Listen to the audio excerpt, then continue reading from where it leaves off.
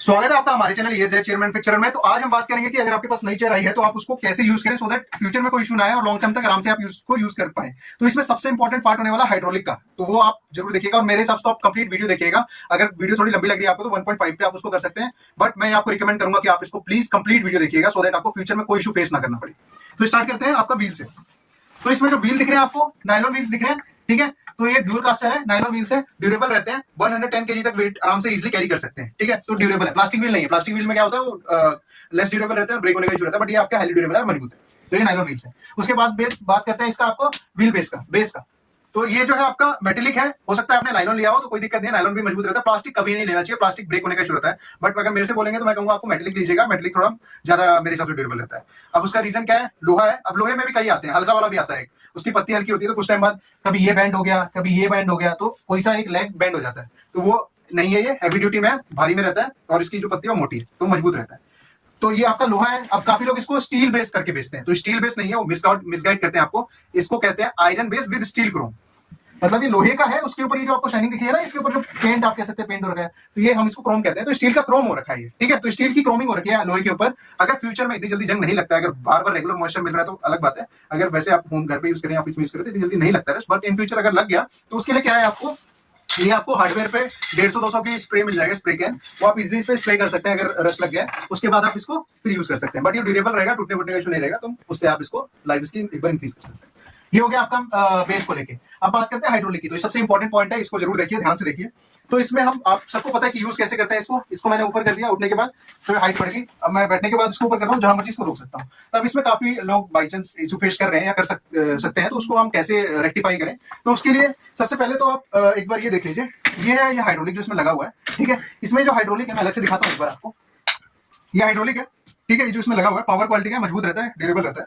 But इसमें काफी लोग अगर ठीक से यूज नहीं करते हैं तो इसमें इन फ्यूचर वो लोग इशू फेस कर सकते हैं। तो उसको कैसे करना है, क्या क्या इशू फेस करते हैं। एक तो इसमें हाइड्रोलिक ये जो मिनिमम इसका है, यहाँ पे ये लोहे का पार्ट है, ये भी लोहे का पार्ट है। मैं दिखाता हूँ अलग से हाइड्रोलिक में। ये जो है ये प्लेट लगी है ये वाली, ये लोहे का पार्ट है। ये भी लोहा है, ये भी लोहा है। यहाँ बीच में ये फिंगर से नीचे वाला लोहा है, ये जो इतना सा पार्ट है ना प्लास्टिक है। तो अब लोग काफी हाइड्रोलिक होते हैं जिसमें कि ये वाला पार्ट जो लोहे वाला पार्ट है, मिनिमम पे करने के बाद भी एक बार ध्यान से देखिए, मिनिमम वाला पोर्शन दिखाना जरा। मैं बैठने के बाद पूरा इतना ही मिनिमम है, इससे नीचे नहीं जा रहा है, ठीक है। इससे नीचे नहीं जा रहा है हाइड्रोलिक, मैंने इसको प्रेस किया हुआ, इसके नीचे नहीं जा रहा है। तो काफी हाइड्रोलिक में क्या होता है वो और नीचे भी जाता है ना। तो उसके लिए एक बार आइलिंग देख लीजिएगा अगर बेटर समझना है तो। बाकी इस वीडियो के लिए वो देखने की जरूरत नहीं है क्योंकि इसमें नीचे नहीं जा रहा है। अगर आप समझना चाहते हैं तो वो देख सकते हैं, मैं बस बता रहा हूँ कि ये ठीक है, इसमें कोई दिक्कत वाली बात नहीं है। तो ये नीचे नहीं जा रहा है, तो इस वाले जो प्लास्टिक वाले पोर्शन से हिट नहीं करेगा, तो ये ब्रेक नहीं होगा, ठीक है। तो ये ठीक है। अगर दूसरा क्या है, अब काफी लोग ये जो हाइड्रोलिक है ये बना होता है आपके स्टैंडर्ड टेबल के हिसाब से। तो स्टैंडर्ड साइज जो होता है टेबल का 30 इंच होता है, तो उसके हिसाब से ये वाला हाइड्रोलिक है 120 mm वाला इसमें यूज कर रखा है। अगर आपको देखना size different size of hydraulic तो आप इस वीडियो पे जा सकते हैं, ठीक है। वो मैं रिकमेंड करूंगा, अगर आप देखना चाहते हैं डिफरेंट साइज ऑफ हाइड्रोलिक क्या क्या है तो आप देख सकते हैं। बाकी ये जो चेयर हम जो भी देते हैं स्टैंडर्ड साइज है, आप अगर शॉप पे भी देखेंगे तो वहां पे 120 mm वाला हाइड्रोलिक लगा होता है। 120 mm मतलब कि तो जो आपका टेबल है 30 इंचेस वाला, उसके हिसाब से है ये, ठीक है। उसके हिसाब से आप उसमें कंफर्टेबली बैठ सकते हैं। बट अगर आपका कोई कस्टमाइज है तो उसका अलग बात है, उसमें हाइट आपने कस्टमाइज अपने हिसाब से करवाई होगी। बट अगर आपका जो स्टैंडर्ड आपने टेबल लिया है कहीं से तो वो 30 इंचेस होता है, ठीक है। तो 30 इंचेस के हिसाब से आप यूज कर सकते हैं। बट काफी लोग क्या करते हैं, इसको मैक्सिमम हाइट पर कर लेंगे, उसके बाद बैठते हैं। इसका तो कोई यूज ही नहीं है ना सर, इससे तो कोई मतलब ही नहीं है ना। तो इस पे आप मैक्सिमम पर करके बैठते हैं। अब काफी लोग ऐसे बैठ रहे होते हैं, काफी लोग ऐसे बैठ रहे होते हैं। तो इससे होता क्या है कि हाइड्रोलिक पे प्रेशर पड़ता है। मैं दिखाता हूँ और मैं समझाता हूँ क्या बोलना चाह रहा हूँ।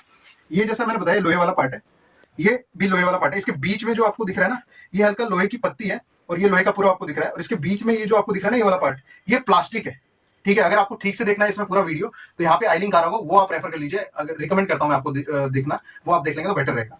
बाकी इसमें मैं क्लिप्स करके बता देता हूँ ताकि वीडियो ज्यादा लंबी ना हो। तो ये लोहे वाला पार्ट है, ये लोहे वाला पार्ट है। अब मैक्सिमम हाइट पे कर रहे हैं लोग, मैक्सिमम हाइट पे कर लिया। अब बार बार इधर उधर हो रहे हैं, आदत होती है हमारी, ये एक पॉइंट एक पोजीशन पे नहीं बैठ पाते, तो ऐसे कभी बैठ रहे हैं कभी ऐसे बैठ रहे हैं। तो उससे होता क्या है, ये वाला लोहे वाला पार्ट जो है इस वाले प्लास्टिक पे प्रेशर दे रहा होता है और ये वाला प्लास्टिक फिर इस लोहे पे जा रहा होता है। तो अब इसमें इन तीनों में अगर मैं कंपेयर करूँ सबसे कमजोर कौन है, तो प्लास्टिक वाला पार्ट है ना। तो अब इस पे जब ज्यादा हाइट पे है तो इस पे मैंने ऊपर से प्रेशर इस तरफ लगाया, तो ये बेंड होगा, बेंड होने की कोशिश करेगा, बेंड होगा तो इस पे प्रेशर डालेगा, ये प्रेशर डालेगा इस पे, तो अभी प्लास्टिक वाला पार्ट है तो ब्रेक हो जाता है, ठीक है। तो उसके लिए क्या करना है आपको, इसको आप नॉर्मल पोजीशन पे रखें। अब आप सोच रहे होंगे कि भाई अगर ब्रेक हो जाता है तो आप ये प्लास्टिक वाला लगा ही क्यों रहे हो। तो अगर आप कोई सा भी हाइड्रोलिक ले लो, ये आपको प्लास्टिक ही मिलेगा। रीजन इज कि ये लोहा है, ये लोहा है। अगर मैं बीच में भी लोहा लगा दूं तो ये जब ऊपर नीचे करेंगे तो वियर एंड टियर होगा इस पे, और इसमें जो गैस है ना बहुत ही हाई प्रेशर पे होती है, तो फिर उससे दिक्कत हो सकती है। तो इसीलिए प्लास्टिक का पार्ट होता है ताकि इजिली मूव हो सके, ऊपर नीचे हो सके हाइड्रोलिक, ठीक है, इसलिए प्लास्टिक का पार्ट होता है। अब कोई सा भी लोगे आप, ये प्लास्टिक ही मिलेगा, ठीक है ना।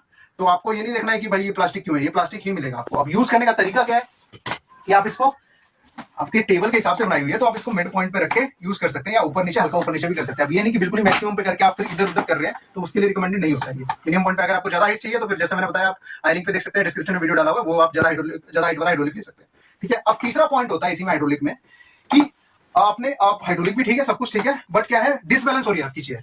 डिसबैलेंस का रीजन हो सकता है या तो आपका कोई व्हील निकल गया है, या ब्रेक हो गया है, या कुछ और रीजन है जिसकी वजह से चेयर आपकी डिसबैलेंस हो रही है। दूसरा रीजन ये हो सकता है कि आपकी जो लोहे की प्लेट है ये ब्रेक हो गई है, या चेयर की प्लाई ब्रेक हो गई है, कुछ भी पार्ट ब्रेक हो गया है, या फिर ठीक से बैलेंस नहीं है, जिसकी वजह से चेयर आपकी या तो एक तरफ झुकी हुई है ना, या फिर बार बार इधर उधर डिसबैलेंस हो रही है। तो उसकी वजह से आपका क्या है, चेयर डिसबैलेंस होने की वजह से फिर वही रीजन होगा इसमें, चेयर डिसबैलेंस होने की वजह से ये आपका जो लोहा है ये एक तरफ टिल्टेड रहेगा, है ना, और फिर इस प्लास्टिक पे फोर्स डालेगा और ये प्लास्टिक लोहे पे, फिर टूटेगा क्या, प्लास्टिक ही, है ना। तो ये मैंने बहुत डिटेल में बहुत बढ़िया से टूटा हुआ पार्ट वगैरह सब दिखा रखा है, उसके लिए आप आई लिंक में या फिर वो डिस्क्रिप्शन में लिंक देख लेंगे, उसमें आपको मिल जाएगा। अब फोर्थ पॉइंट है, फोर्थ क्या है आपका, व्हील बेस के बाद आ गया, सॉरी हाइड्रोलिक के बाद आ गया आपका बैक पोर्शन। बैक क्या है, ऐसे रिक्लाइन कर सकते हैं आप, है ना। अब इसमें मैंने लॉक कर दिया, अंदर की तरफ पुश कर दिया तो लॉक हो गए चेयर, अब पीछे नहीं कर सकते। तो काफी लोग क्या करते हैं, इसको लॉक करके बहुत इसमें वेट लगा रहे होते हैं, तो वेट लगाने की सोचते हैं यार पीछे नहीं हो रही है, तो यार वेट नहीं लगाना, इसको अनलॉक करो और फिर आप आराम से इसको मूव कर सकते हो। इसको लॉक कर दिया तो लॉक हो गई, अंदर कर दिया तो लॉक हो गया, बाहर कर दिया तो अनलॉक हो गया, ठीक है। तो ये है।